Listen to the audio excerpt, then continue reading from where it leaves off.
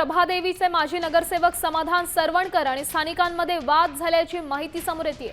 इमारतीमध्ये तात्पुरती उभारण्यात आलेल्या शाखेच्या समोर शेड बांधल्यामुळे स्थानिक आता आक्रमक झाले।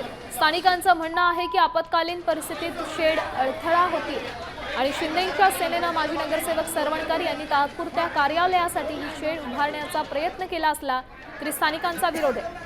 रहिवाशांच्या अंगावरती गेले। जेव्हा आम्हाला ही घटना समजल्यावर आमचा तिथे कार्यक्रम चालू, आम्ही तसेच आलो इथे, परंतु ते येईपर्यंत कसे पळाले बघा तुम्ही। आम्ही आता थांबलो इथे, या इथे समोर, आता करा ना तुमच्या हिम्मत असेल तर। म्हणून पोलिसांना पण सांगितलं, उद्या BMC ला पण सांगणार आम्ही की हे इकडे कुठलाही अनधिकृत काम झाला नाही पाहिजे। आणि जर त्याला खरोखर इथे लोकांची मागणी असेल तर लोक त्याप्रमाणे तुम्हाला अर्ज करतील। ना अर्ज ना काही नाही, डायरेक्ट कामाला मनमानी का। 15 वर्ष यांचे प्रतिनिधी होते आमदार, 5 वर्ष हा होता, तेव्हा त्यांना ही आठवण झाली नाही कुठली काम करायची। फक्त पैसा खेचायचा तेवढंच त्या घराण्याला माहिती आहे, बाकी काही माहिती नाही।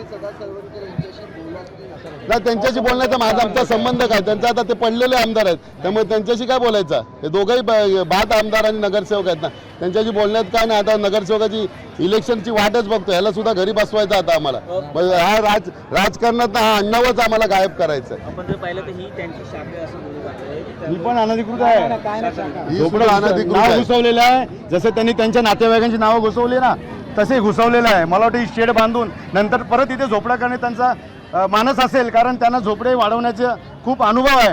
आणि इथे दोन्ही सोसायट्यांची परवानगी नाही। हे खड्डे दिसतात तुम्हाला, या खड्ड्यांमध्ये कोणी सिनियर सिटीजन पडू शकतो आणि एखाद्या लोकप्रतिनिधीला एवढा माज नाही पाहिजे की तो जनतेला म्हणतो तुम्हाला काय उकडायची उकडा। लोकांनी उकडून दाखवली विधानसभेत, आता कॉर्पोरेशनला पण तुमची उकडणार। या ठिकाणी नाराजी आहे, तुम्ही बोलत त्यांना याबद्दल आम्ही त्यांच्या कार्यकर्त्यांना सांगितलं की इथे तुम्ही अजिबात शेड बांधू नका, लोकांना त्रास आहे, डास होतात, उंदीर येतात, फायर ब्रिगेडचा रस्ता आहे, परंतु जबरदस्ती सांगतात की आम्ही बांधणार, तुम्हाला काय उकडायची ते उकडा। आणि आम्ही फक्त स्थानिक इथे उतरलो आहेत।